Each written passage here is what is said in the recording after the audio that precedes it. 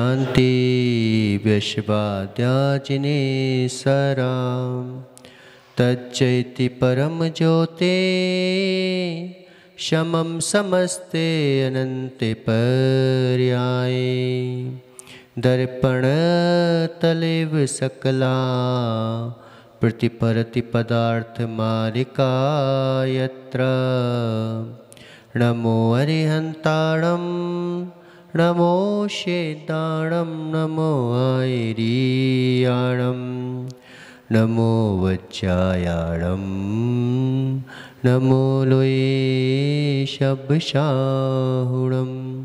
पंच परमेष्टि भगवान की, 1008 आदिनाथ भगवान की, आचार्य भगवान अमरचंद स्वामी की, आचार्य भगवान गुरु परिशुद्ध सागर जी महाराज की, 3 कम 9 कोटि मुनिराजों की।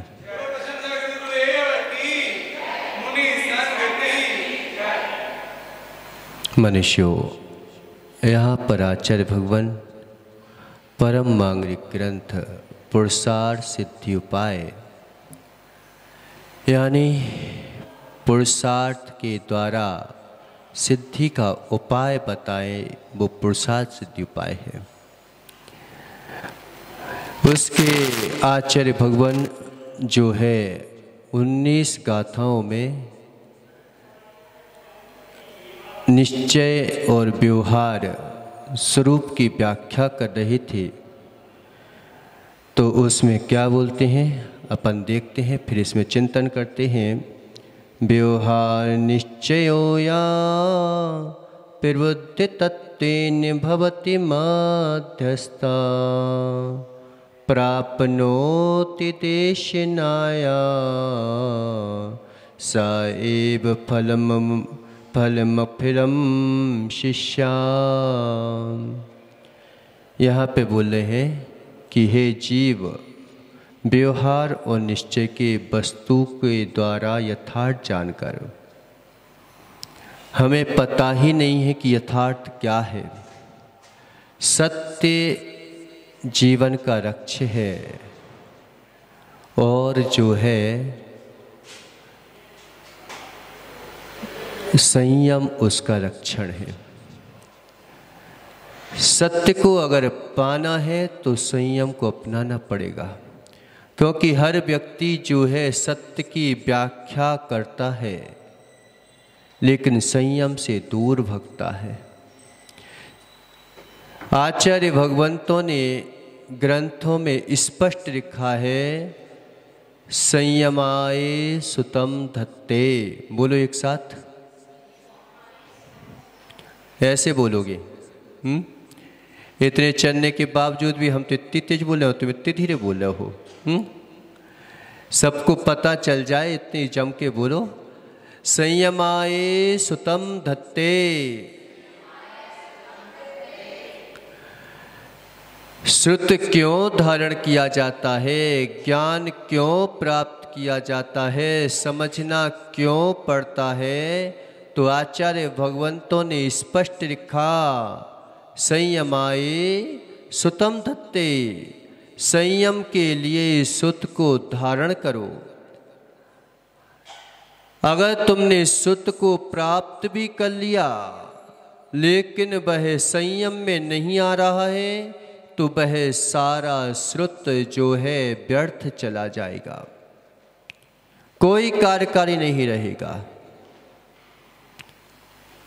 ज्ञान क्यों प्राप्त करना है, तो संयम के लिए। सत्य लक्ष्य है जीवन का। तो लक्ष्य की बात कई लोगों ने कर ली कि लक्ष्य पर ध्यान करो, लक्ष्य पर ध्यान दो, लक्ष्य पर ध्यान दो, लेकिन लक्षण की बात कोई नहीं कहता।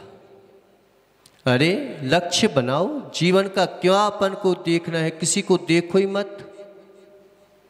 ये देखो मत क्या है, वो देख रहे हो, देख रहे हो, देखो मत। ये तो परस्पर विरुद्ध बात हो गई। ये बता किसको रहे हो कि देखो मत, बोलो ही मत। फिर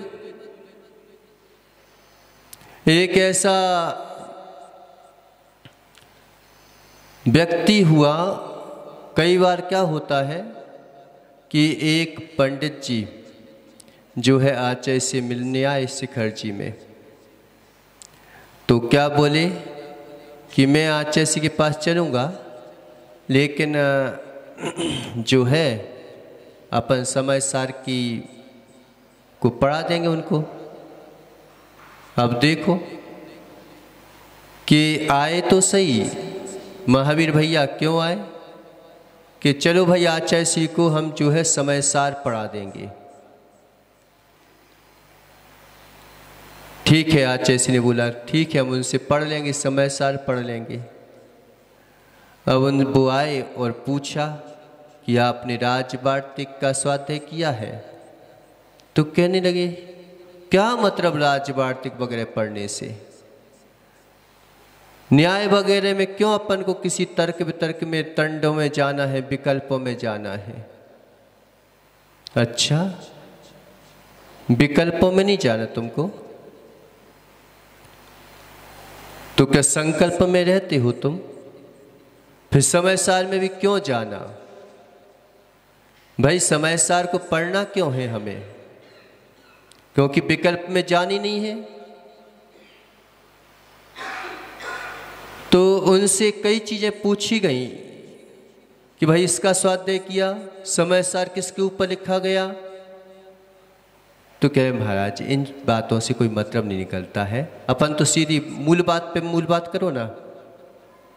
अब मूल बात क्या होती है ये तो बताओ, क्या होती है मूल बात? ये तो ऐसा हो गया कि एक जो है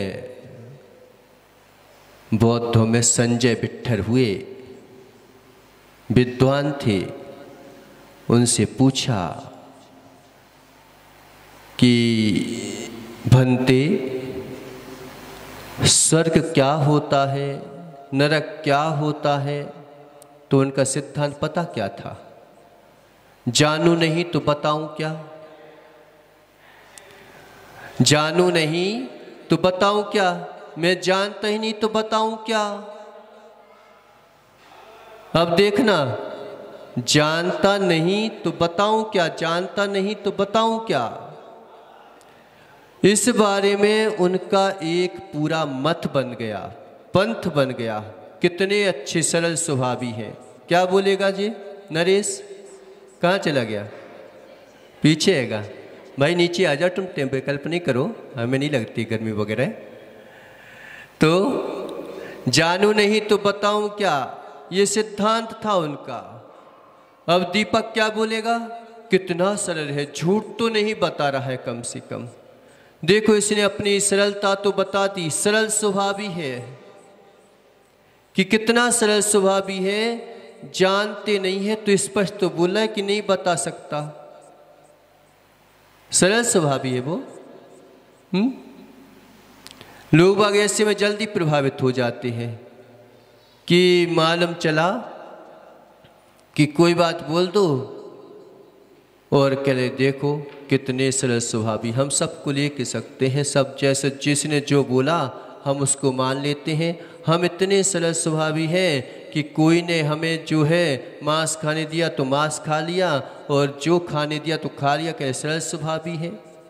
हम तो जहाँ जाते हैं वहीं पर वैसे हो जाते हैं, हम सरल स्वभावी हैं। ये सरल स्वभावता है क्या? कि हम सरल स्वभावी हैं। भैया किसी ने बोला कि बहका दिया आपके लिए, भैया ठग लो तुम। धर्म के लिए कभी नहीं बोलेंगे कि ठग लो, कोई फिल्म के लिए बोलेगा तो हम मना नहीं कर पाते, लेकिन मंदिर के लिए बोलेगा तो हम मना कर देते हैं। अगर तुम्हारा फ्रेंड दोस्त है और उसने बोला चलो भाई दीपक फिल्म देखने चले, तो क्या बोलोगे? देखो यार तुम हमेशा मना करते हो, नहीं तो अब तुम्हारी दोस्ती मोस्ती तोड़ो यार, कोई मतलब नहीं है। बड़ा सिद्धांतवादी बना फिरता है। अब इस समय तुम क्या बोलोगे व्यक्ति से? अरे रहने दो धर्म वगैरह, धर्म तो कर लेंगे, चलो आज फिल्म ही देख आते हैं। अब जिसके साथ रहो उसके वैसी कह दो। तो ये सरल स्वभावता है क्या?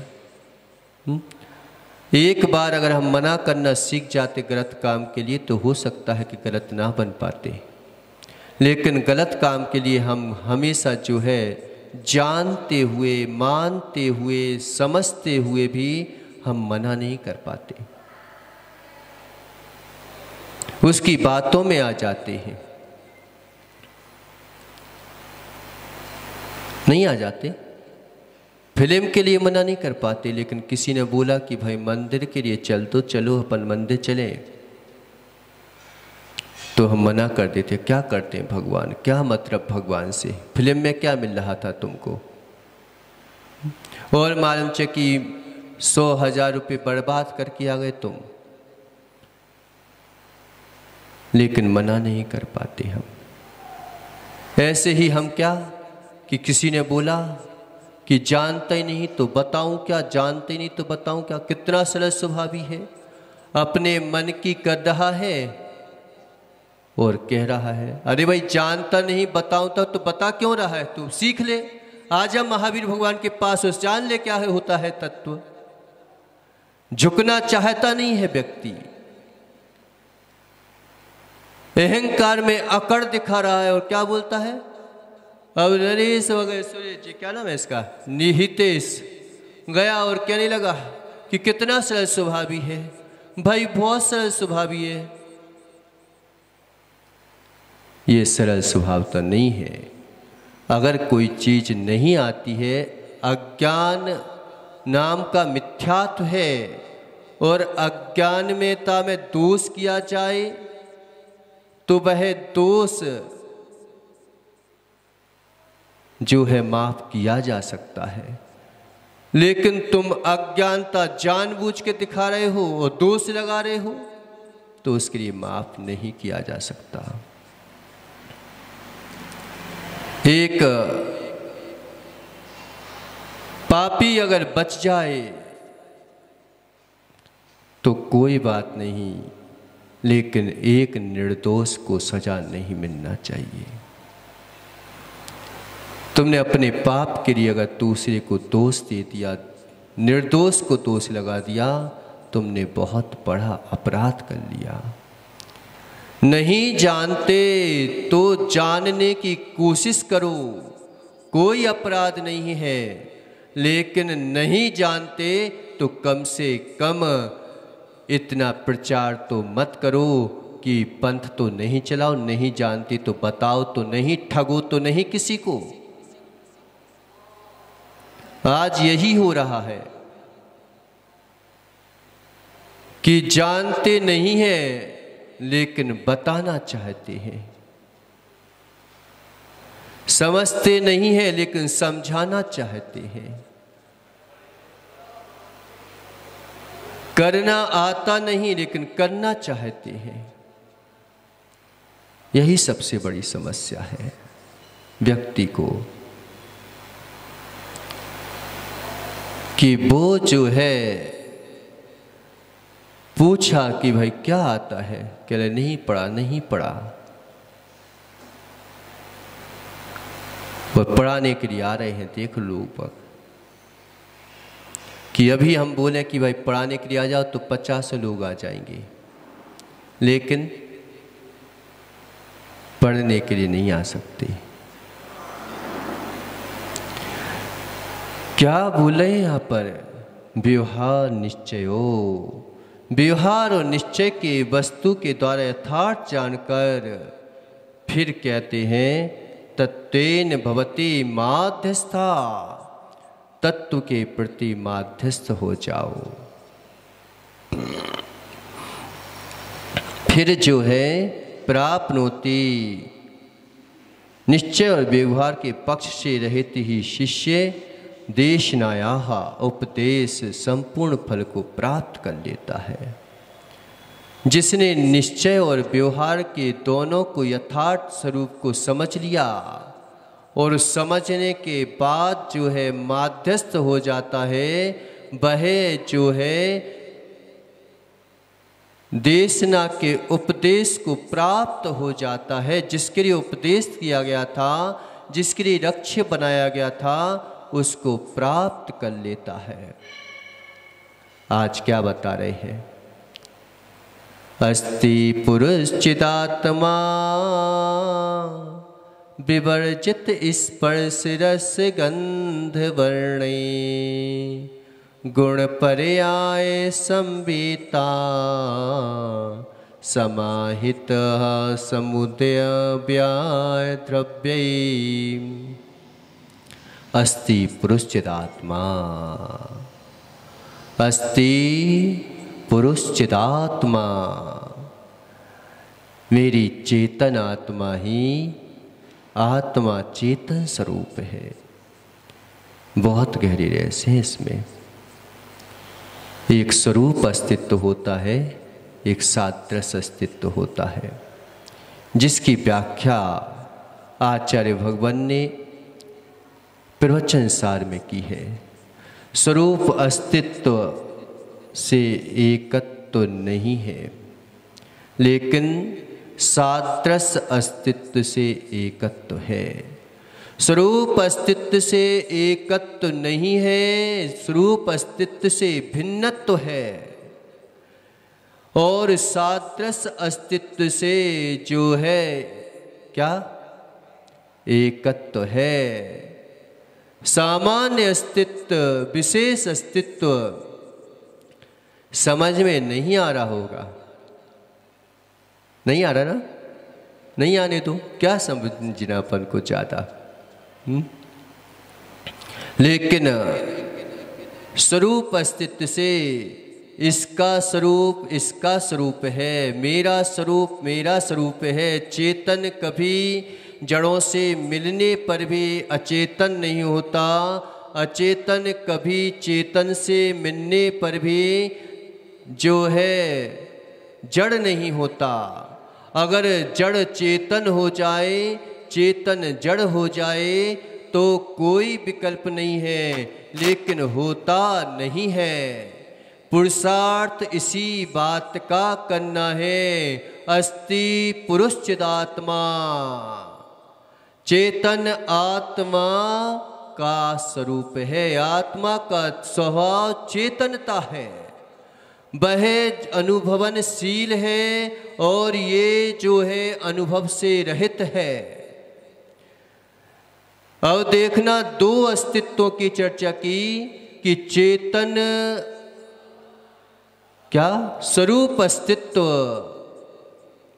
जब राग द्वेष विकल्पों के बाधाएं खड़ी हों, विकल्पों के जंजार खड़े हो रहे हैं, तो कहते हैं कि स्वरूप अस्तित्व का वेदन करो।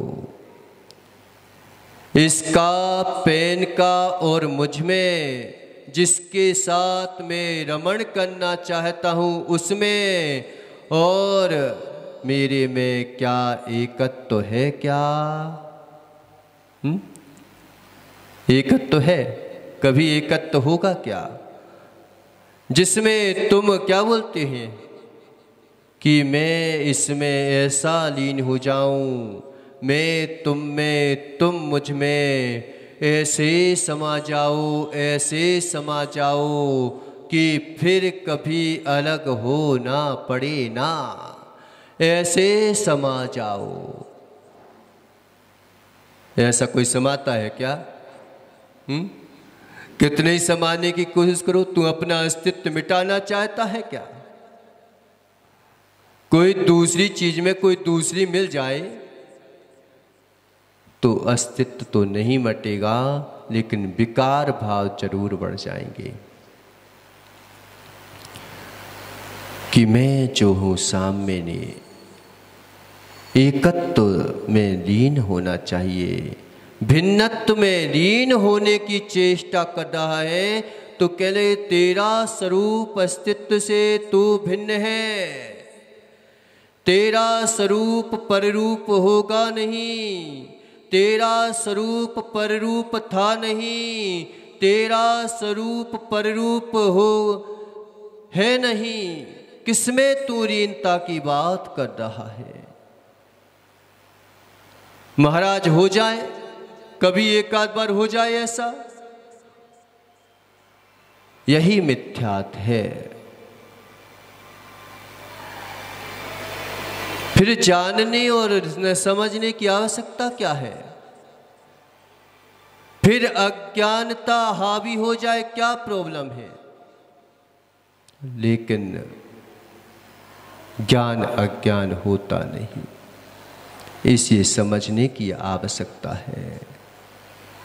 एक इंद्रिय, दो इंद्रिय, तीन इंद्रिय, चार इंद्रिय, पंच इंद्रिय में कोई भिन्नत्व तो नहीं है। क्या बोला है ये? सादृश अस्तित्व की अपेक्षा से वही जीव द्रव्य एक इंद्रिय में है, वही जीव द्रव्य जो है दो इंद्रिय में है, मेरे में और उसमें क्या भिन्नता है?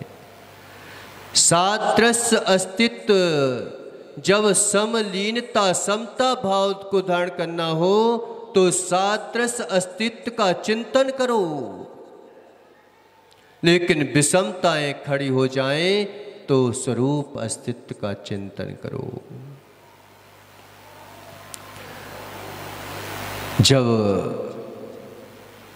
विकल्प का निरसन जो है स्वरूप अस्तित्व से होगा, संकल्प का जो है निरसन, निरसन समझते हो ना, रूप सादृश अस्तित्व से होगा। संकल्प विकल्प क्या कहलाता है जानते हो? ये मेरा है, ये मेरा है, ये संकल्प है, इसे मैं कैसे प्राप्त करूं, ये विकल्प है। ये पेन मेरा है, ये पेन मेरा है, ये पेन मेरा है, ये मैंने संकल्प कर लिया, इसे मैं कैसे प्राप्त करूं, ये मेरा विकल्प खड़ा हो गया। स्वरूप अस्तित्व कहता है, अब स्वरूप अस्तित्व पर आओ। क्या कि संकल्प कहता है मुझे चाहिए, मुझे ये चाहिए। क्या चाहिए? ये मैं कैसे प्राप्त करूंगा? ये संकल्प चल रहे हैं, विकल्प चल रहे हैं, ये मुझे चाहिए, ये मैं कैसे प्राप्त करूंगा, ये मेरा कैसे होगा, मैं इस रूप कैसे होऊंगा। ये संकल्प विकल्पों की लाइनें जो है चल रही हैं, बढ़ती जा रही हैं। विकल्प का निरसन करना है तो स्वरूप अस्तित्व की ओर ध्यान करो। किसका विकल्प, काय का विकल्प, किस चीज का विकल्प है, किस बात की कमी है तुम्हारी आत्मा में, किस बात की राग द्वेष नष्ट होंगे लेकिन तुम्हारा ज्ञान नष्ट नहीं होगा। क्रोध मान माया लोभ नष्ट होंगे लेकिन तुम्हारा क्षमा धर्म कभी नष्ट नहीं होने वाला। जिसके पीछे तुम क्रोध कर रहे हो वो भी नहीं बचेगा, जिसके पीछे तुम मान कर रहे हो वह भी नहीं बचेगा। जिस धन के पीछे तुम्हें अभिमान है वह धन नहीं बचेगा, वह नष्ट भी नहीं होगा। तू उसके पीछे विकल्प कर रहा है, क्यों विकल्पों में जा रहे हो? दृढ़ संकल्प शक्ति करना है तो अपनी आत्मा के पीछे दृढ़ संकल्पित हो जाओ। इन बाहरी प्रकल्पों के पीछे संकल्प जिसको समझ रहे हो वो संकल्प नहीं है, वो विकल्प का साधन है। जिसके पीछे तुम संकल्प कर रहे हो वो समर्पण नहीं लेके आ पाएगा, वो संघर्ष का जीवन तुम्हारे जीवन में खड़ा कर देगा। किसके लीजिए? हम संकल्प विकल्पों में पड़ रहे हैं। एक बार क्या हुआ, हितेश, एक बिल्ली थी। अब क्या करें, मनुष्य का नाम ले लो तो कहीं पिनक जाए। महावीर भैया जितने भी उदाहरण दिए जाते हैं, पता देख लो आप, कहानी किसकी लिखी जाती है? सब जानवरों की लिखी जाती है, सब जानवरों की लिखी जाती, जितनी कहानी लिखी जाती है। क्यों लिखी जाती है पता? कि जानवर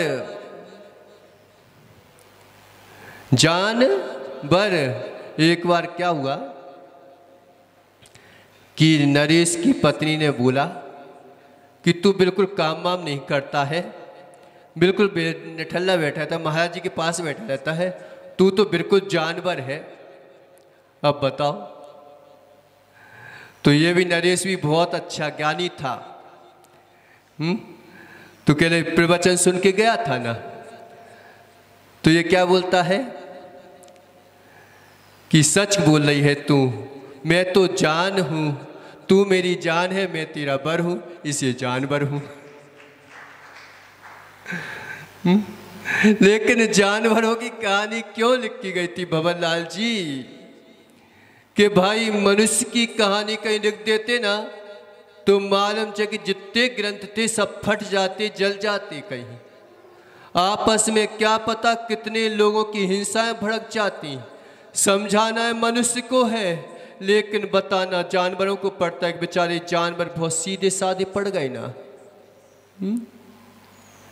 कि हमेशा देखो कहीं तोता मैना की कहानी आएगी, कहीं बिल्ली शेर की कहानी आएगी, कहीं खरगोश और किसकी आएगी, कछुए की कहानी आएगी। अब वे चाहे दौड़े हो चाहे नहीं दौड़े हो, लेकिन तू जो है मात खा रहा है उनकी कहानी सुन के। उनकी कहानी से तुम्हें शिक्षा लेना चाहिए थी, लेकिन क्या करें, तुझे शिक्षा दे नहीं सकते तो उनकी कहानी लिखना पड़ती कि अब लेना हो तो ले ले, नहीं लेना हो तो नहीं ले, तू जान तेरा काम जानू। क्या करें? नहीं तो ये मान की अगर दान दिया है फिर तो मेरा नाम होना चाहिए, और कहीं तुमने सही बात बता दी तो मालूम चाहिए कि गड़बड़ हो जाएगा। वैसे फिर शिक्षा के लिए उसकी कहानी लेना पड़ती है। तो बिल्ली थी, बिल्ली,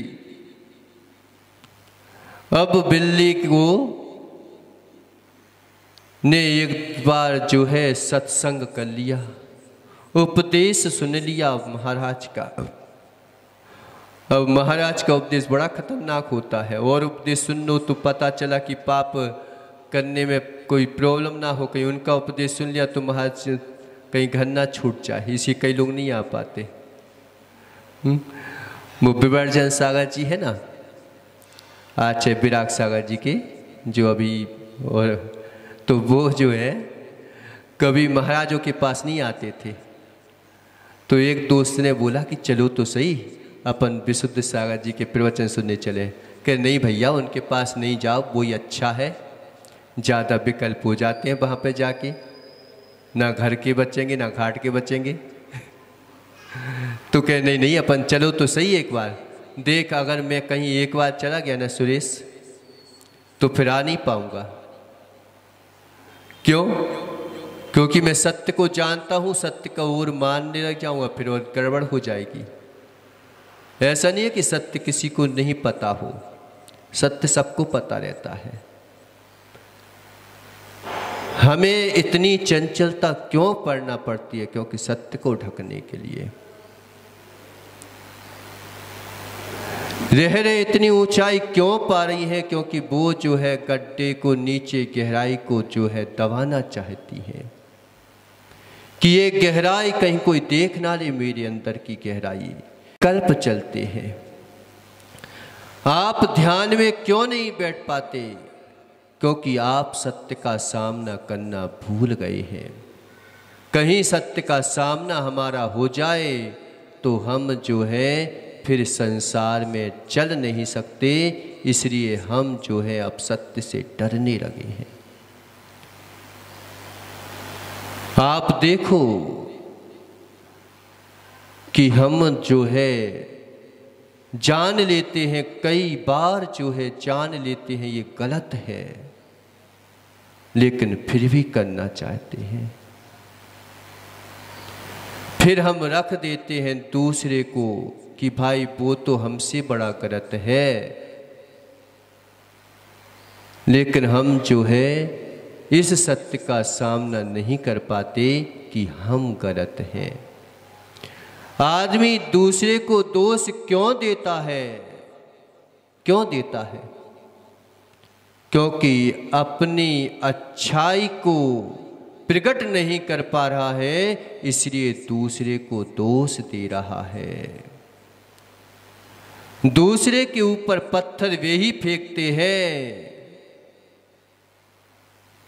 जो स्वयं जो है पथरीले होते हैं। क्योंकि जब तक तुम पहाड़ जैसे पथरीले नहीं बनोगे तो पत्थर उठाओगे कहां से? इसलिए आदमी हमेशा जो है दूसरों को दोष देता है, क्योंकि मैं निर्दोष नहीं हूं। मैं निर्दोष नहीं हूं तो उसके ज्यादा दोष देख लूंगा तो कम से कम मेरा दोष जो है कम तो नजर आएगा। इसलिए व्यक्ति लोगों को दोष देखता है। बिल्ली को भूल तो नहीं गए कि बिल्ली ने जो है सत्संग सुन लिया और सत्संग में बोला कि अहो चोरी महापाप है। चोरी जो है महापाप है, इससे जो है सबको विकल्प होता है। धन को 10वां प्राण कहा गया है और जो चोरी करता है आदमी के प्राणों की हत्या कर लेता है। 10वां प्राण है, 11वां प्राण है, 10 प्राण तो होते ही हैं, लेकिन धन जो है 11वां प्राण है, आदमी से छूटता नहीं है। लेकिन जो छोड़ देता है वो दानी बन जाता है और जो पकड़ लेता है वो अज्ञानी बन जाता है। 10वां प्राण है। क्यों? जो नहीं छोड़ रहे हैं बेचारे वे दूसरे को छोड़ के जाए, बहुत दयालु हैं। जो धन को नहीं छोड़ते ना, पता वे बहुत दयालु हैं, बहुत दयालु हैं। इतने दयालु हैं कि अपनी धन संपदा को दूसरे के लिए छोड़ के जा रहे हैं, खुद भोग नहीं कर पा रहे हैं। इतने दयालु हैं, कितने संयमी हैं, देखो आप।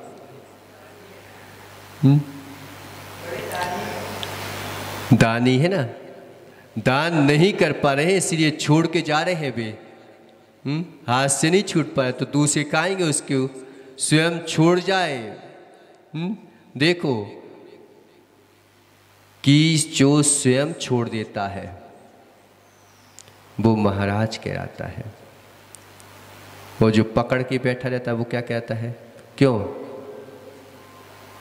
कंजूस कहलाता है। तो क्या देखो आप इस चीजों में देखो कि दानी, अगर आपके पास 100 रुपये हैं और चोरी हो जाए, बताओ क्या बोलोगे? देवी से जाके क्या बोलोगे? देवी के एक कटवा के आ गया कटवा के आ गया। और महावीर भैया तुम 1 लाख रुपए दान दे दो, बताओ खुशी होगी कि दुखी होगे? करती तो नहीं, खुश होती तो करती नहीं क्या? लेकिन टेंशन मत करो, नहीं करो तो कटवा के जाएंगे और नहीं तो ध्यान दे के जाएंगे। एक जो दे देता है वो कहता है कि दे के आ गया, एक कटवा के आ गया। ऐसे ही जो छोड़ देता है वो दानी कहलाता है, जो पकड़ लेता है वो कटवा के आता है। अब बताओ, कटवाना है कि छोड़ना है? छोड़ दोगे तो महाराज कहलाओगे, धीरे धीरे महाराज की ओर बढ़ोगे। पकड़ोगे तो नारकी कहलाओगे, नीचे नीचे नारकी बढ़ोगे।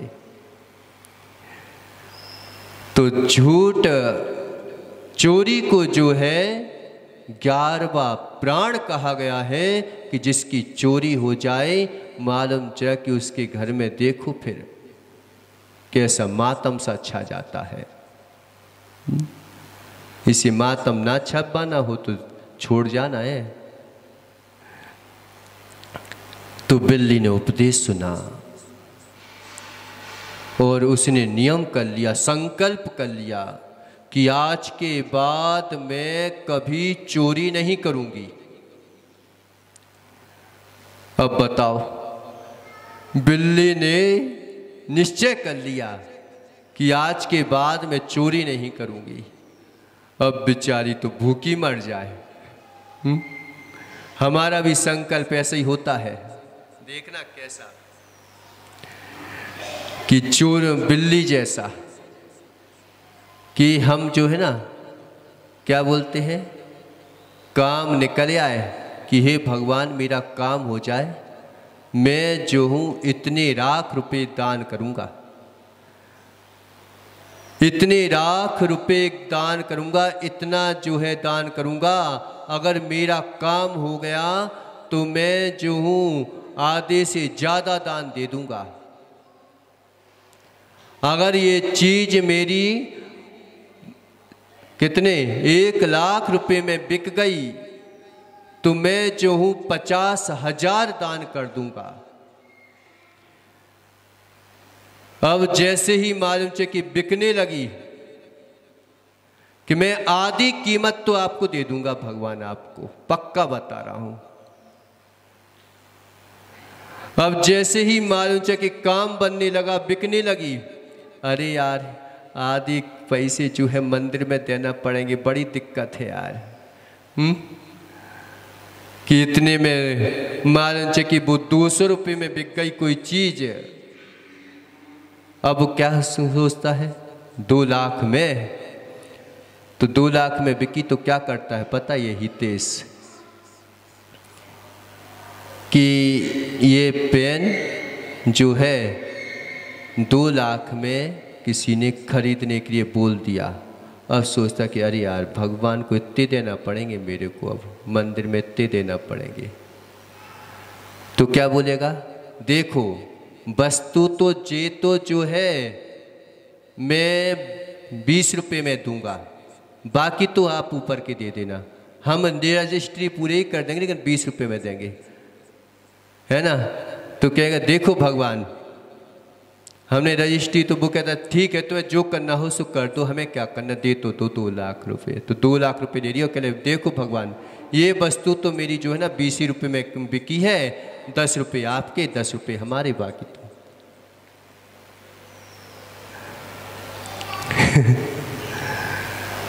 कहीं ना कहीं से रास्ता ढूंढता है व्यक्ति, अपने आप को ठगता है व्यक्ति। उस बिल्ली ने भी संकल्प तो ले लिया, लेकिन क्या, अब बेचारे भूखी मरने लगी कि कहीं चोरी नहीं करेंगे, और कहीं देख रहा है ये नरेश तो कहीं मार देगा, तो क्या करूंगा। तो अब दूध पीना है, अब सोच रही है कि नरेश थोड़ा देखे भी सही और थोड़ा नहीं भी देखे। अब नरेश जो है काफी देर से था तो नहीं गिर पाया, और सोचे कि कहीं बाहर से देख ले ये नरेश, फिर मैं दूध पी के जल्दी भाग जाऊं। अब कोई नहीं देख रहा था उसको, तो अब पी नहीं पा रही थी। तो क्या संकल्प करती है, हे भगवान तेरी दृष्टि से तो कोई बचा ही नहीं है। तू तो सबको देखन हारा है, तो सबको जानन हारा है। तू तो देख रहा है ना, अब मेरे को चोरी का दोष नहीं लगेगा। तू देख रहा है ना, अब तेरे को देखते हुए मैं जो हूं पूरे हूं, अब चोरी का दोष नहीं लगाना।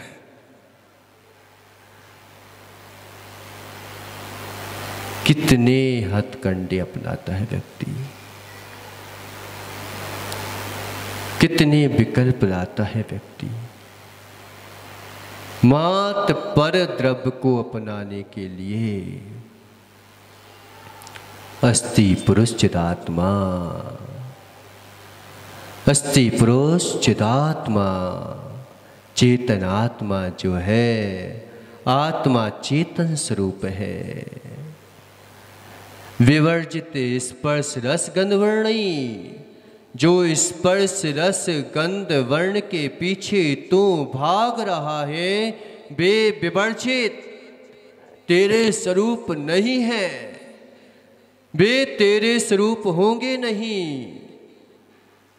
कहीं उसके पीछे मर रहा है, कहीं किसी को पीड़ित कर रहा है, लेकिन वे कभी तेरे नहीं होते। इससे तू रहित है। इसको अपन कल जो है ना न्याय की भाषा में समझेंगे, अभी तो सामान्य भाषा में समझा रहे हैं तुमको। गुण पर्याय संवेत। अब ये आदमी क्या होता है कि छूटती है ना कोई चीज तो इसके प्राण निकल जाते हैं। तो कह रहे किसके पीछे तू इनको जो है अपना बोल रहा है। गुण पर्याय संवेत, तेरे गुण भी इसमें नष्ट नहीं होंगे अगर छोड़ देगा तो। ऐसा नहीं है कि तेरा गुण कहीं नष्ट हो जाए, हमें तो इसी में अपना अस्तित्व दिखाई देता है, अपने अस्तित्व में तो अस्तित्व दिखाई देता ही नहीं है। महाराज अगर पैसा ना हो तो कोई नाम लेने वाला नहीं मिलता। अगर मेरा जो है धन ना हो तो कोई पूछने वाला नहीं मिलता। मेरा तो अस्तित्व ही नहीं दिखाई देता, मेरा तो अस्तित्व ही नष्ट हो जाएगा। अस्तित्व कभी नष्ट हुआ है क्या किसी का? और बनाने से क्या किसी का अस्तित्व तुम बना सके हो क्या? कभी कोई अस्तित्व तुमने बना पाया क्या? तुमने किसके अस्तित्व से अपना अस्तित्व टिका रखा है?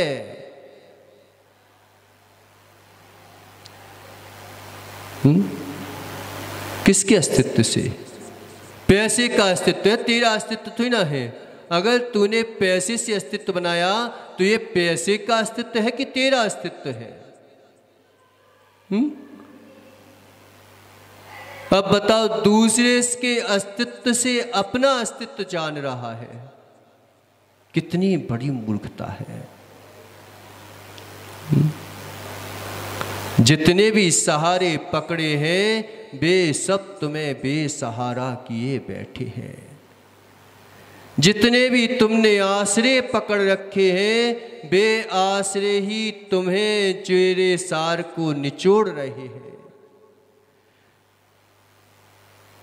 धन का सहारा पकड़ा, तू बेसहारा हो गया।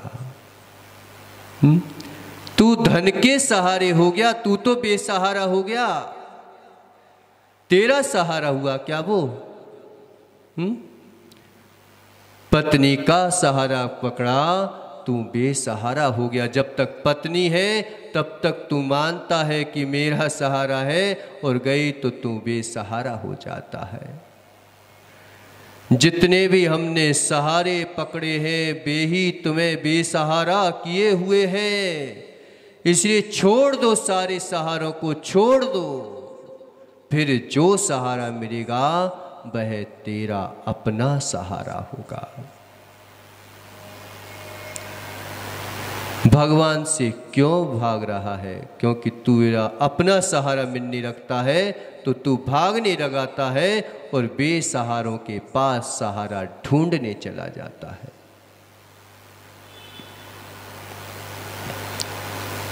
किसके सहारे बैठे हो? किसके सहारे की आवश्यकता है तुम्हें? भगवान, बेटा बीमार हो गया, मैं बीमार हो गया, मेरी रक्षा कर ले, मेरी पत्नी किसके सहारे रहेगी, ये किसके सहारे रहेगा, वो किसके सहारे रहेगा?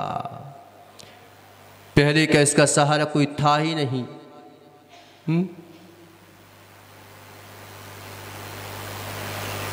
किसका सहारा पकड़ेगा तू? अस्तित्व नष्ट हो जाएगा कि तू चला जाएगा, तेरी पत्नी का, तेरे बेटे का, तेरा। आज तो इस पर्याय में आया है, तो इस पर्याय में अपनी पत्नी को पत्नी बोल रहा है, कल दूसरी पर्याय में जाएगा, किसी दूसरे को अपना लेगा, उसको अपनी पत्नी बना लेगा। इसलिए आचार्य भगवंतों ने कोई शरण नहीं बताई। बोला, नरेश तेरी पत्नी तेरा शरण है, तेरा पिता तेरा शरण है, तेरा माँ तेरी शरण है। जन्म दिया, पाला पोसा, खाने दिया, पीने दिया, सब कुछ दिया, लेकिन कितने निष्ठुर भगवान है कि सब कुछ देने के बावजूद ही पूरी प्रॉपर्टी भी दे के चला जाए, फिर भी कह रहे हैं कि ये तेरे शरण नहीं है, नहीं है तेरी शरण। मात्र 4 ही शरण है, वो भी व्यवहार से शरण है, निश्चय से तो वो भी शरण नहीं है। नहीं तो भगवान के पीछे के हर काम में भगवान के लिए करूंगा, हक भाग भगवान के लिए करूंगा, भगवान के लिए हम विवेक भूल गए, भगवान में राग करने लगे। भगवान में राग करोगे तो भी तुम्हारी कुगति होगी। अनुराग का वर्णन किया है, लेकिन राग का वर्णन नहीं किया कि भगवान की भक्ति में अनुराग तो होना चाहिए। अनुराग जागृत नहीं होगा तो तू भक्ति नहीं कर पाएगा और तेरी कुगति हो जाएगी। लेकिन राग करने को उनको भी नहीं बोला। सब भगवंतों को हमें अभिषेक करना है, सब करना है, मांच की कर रहे हैं, लेकिन ध्यान ही नहीं दे रहे हैं उनका। ये राग है, अनुराग नहीं है भगवान के प्रति। भगवान के प्रति अनुराग हो तो एक पूजा भी करेगा, प्रशस्त परिणामों से करेगा। एक भगवान का अभिषेक भी करेगा तो पूरी क्रिया विधि से करेगा। एक महाराज मान 10 महाराज खड़े हैं, हमें 10 महाराजों को आहार दान देना है, देना है, देना है। मालूम चला कि तूने एक जल्दी करने के चक्कर में उनके हाथ में तूने बार पटक दिया। बताओ, एक महाराज को अच्छी तरह से आहार करवा देता, सोच के आहार करवा देता।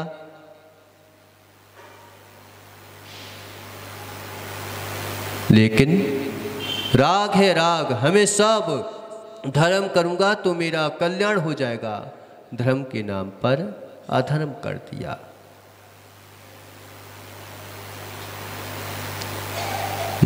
क्या हो गया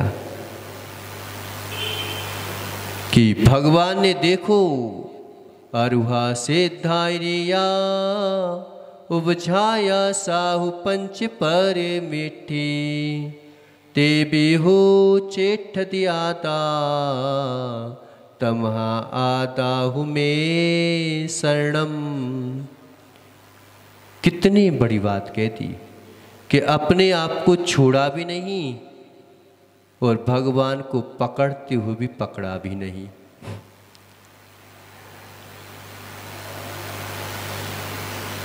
नहीं पकड़ा।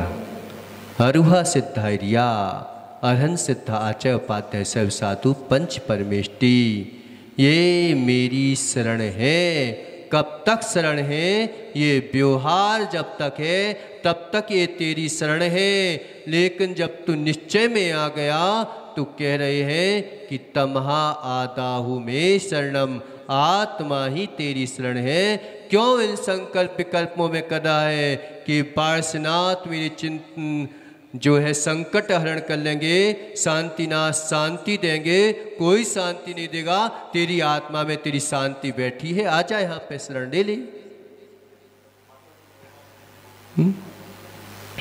तो गुण पर्याय संवेद, मेरा गुण मेरी पर्याय किसी के साथ नष्ट होने वाली नहीं है।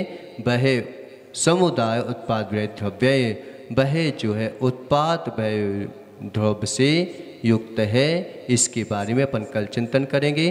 बोले आदिनाथ भगवान की।